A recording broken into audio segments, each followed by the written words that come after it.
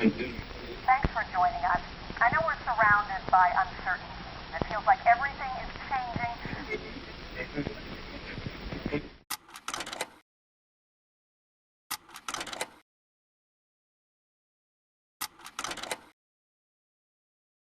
Julian Huxley once wrote that the basic elements in cultural transmission and transformation are psychological.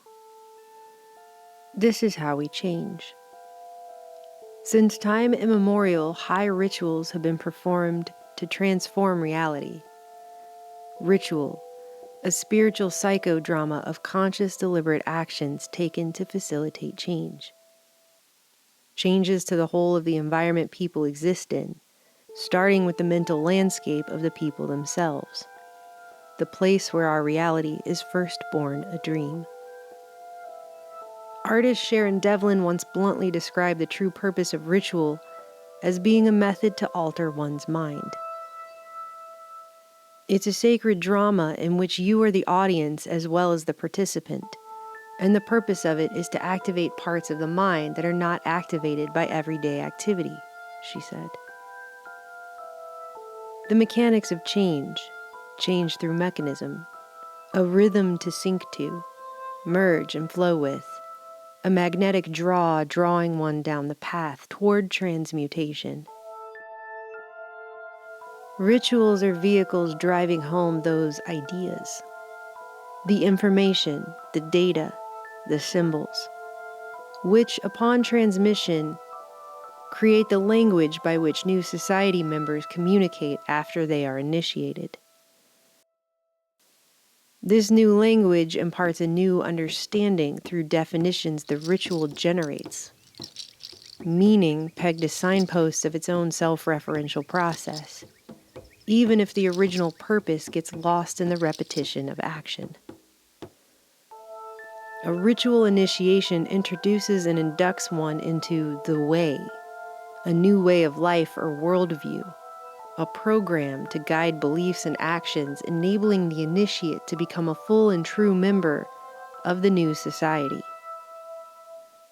Note that ritual is not always a conscious action.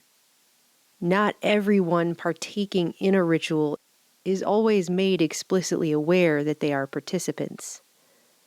And yet still, new patterns of thought, of significance, are drummed in, conscious or not. Ladies and gentlemen, this commercial is going to use subliminal advertising. An initiation ritual typically involves 3 stages. See if any of this sounds familiar to you. Because this is going to be transformative. First, isolation for purification. The initiate is separated from the mundane. Did you know mundane means of the world? Your school has been canceled, social events have been postponed. The initiate is largely removed from the otherwise familiar persons, places, and things one is used to, in order to be cleared of them. Stay home. Protect yourself. Protect our system. Stay home. Everyone must stay home. We have to stay home because if we don't, stay home, stay safe. Detached and insulated. Purged. Purified. An extraordinary time where we have to stay home. We have to stay physically distant from the ones we love. How we can change our day-to-day life to avoid direct face-to-face contact. Try and keep yourself away from people as much as possible. An essential element of this separation from one's typical environment is the suspension of the normal rules of living that one is used to. The normal way. Normality, as it was before, will not come back. Much of the initiate's senses will be commanded and regulated at this time. In other words, the majority of what the initiate sees, hears, smells, touches, and tastes, if directly related, is deliberately controlled. These senses may be bombarded, modified, limited, or deprived.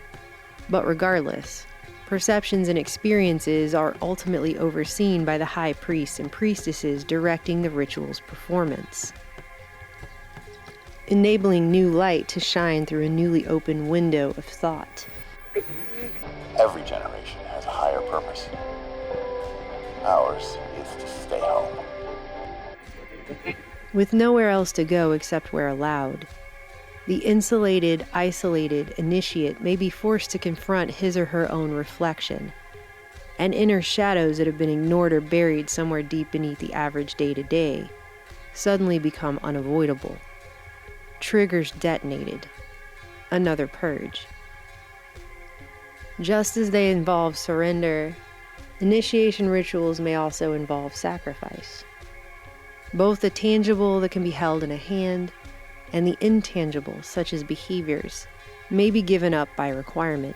This forces us to change our routines, lifestyles and habits, and many will be desperate for life to go back. After all, for something to be given, something must also be taken. A token of submission, an ounce of blood, a pound of clay to be remolded. Society will undergo a radical transformation. Whether dramatically overt or deceitfully subtle, the ritual reinterprets. A new definition given. Training in the form of new behaviors and knowledge, including myths and codes. Our world is filled with codes, pacts, user agreements, subliminal messages. Necessary for new members to function properly in the society they are being inducted into, are all imbued at this time. Repetition is typical, as its use helps hammer the spell home. A new normal? A new normal. We have to accept a new normal. The wearing of masks may be required. Masking has traditionally played an important role in rituals of this kind. Meantime, New York City has joined Los Angeles, advising residents to cover their faces. Well, we've already seen a big jump in the number of people wearing masks. Well, they've announced that anybody who is flying on the plane is going to be having to wear a mask. See here right behind me, about half the folks in line at this market basket right now are wearing masks. Today there was a mandate that went into effect across the entire country to wear a mask. Enabling and hastening the suppression of ego to help facilitate a death of the old identity before the identification with and manifestation of a new one. Disguised under a mask and hidden away, the initiate is more easily able to transcend the self, pushed further toward that invisible line between the physical and spiritual realms. The fear that we have, the anxiety that we have, that's not just going to go away. Trauma is another aspect of this kind of initiation, and most especially to personalize the fear of death. People are dying, and nearly 6,000 Americans have died. Sometimes the act of dying is even ceremonially role-played. The dark beyond the darkness. The yawning abyss. I thought I was going to die, and I've never been faced with death before. Only after death is confronted can the initiate be symbolically resurrected, reborn anew. To go to sleep in one world and wake up in another. While the process that is playing out is quite coordinated and sophisticated in reality, it may be executed in a purposefully confusing manner. Thanks for joining us. I know we're surrounded by uncertainty. It feels like everything is changing. So that the goalposts seem to keep moving back and forth, up and down, here now there, rendering the initiate unable to find solid mental ground from which to make logical sense of anything. We're trying to figure out how to do this every week because everything changes constantly. This disorientation is key. The uncertain timing generates a general anxiety, further removing the initiate from reality and leaving him or her more susceptible to a type of Pavlovian conditioning. This weakens the defenses just as a virus would, only this has the potential to break down the individual much more completely than a virus would. I know we're surrounded by uncertainty. Whatever the finer details, the previous way of life is shed like an old skin. At the end that comes before the beginning, the change begins. This is the second phase, the transition. It's liminal time or liminal space. The word liminal literally means threshold, that we're on threshold of a new time, a new way of doing things in our society, that there's going to be some transformation. As the old self symbolically dies and passes away, the initiate descends into a state of liminality, a sort of fever dream purgatory nowhere land, the void in the middle. Thus the old self dies as the initiate is purified. Now a white room, a blank canvas washed and primed and desperate for paint, a tabula rasa. At the same time, his old existence and way of life dies. The initiate transcending it is gradually being processed, reprogrammed, and incorporated into his or her new environment. Because this is going to be transformative. It is going to be transformative on a personal basis, on a social basis, on a systems basis. We're never going to be the same again. Reformed, reconstituted, and rebirthed into the new world that awaits at the end of the tunnel. As a society, beyond just this immediate situation, we should start looking forward to understand how this experience is going to change us, or how it should change us. This is the final phase of the ritual, integration. And everyone wants to know, is this the new reality?